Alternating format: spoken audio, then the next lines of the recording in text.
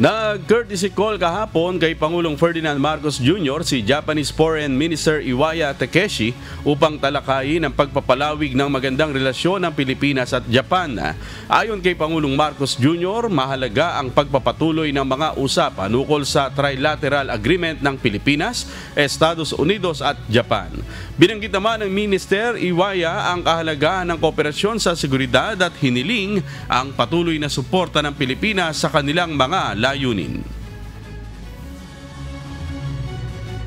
I think that it is good that we continue these discussions, and I hope that we will be able to have a chance for the Philippine side to explain and to show what has been done in terms of the agreement since the signing of the tripartite agreements.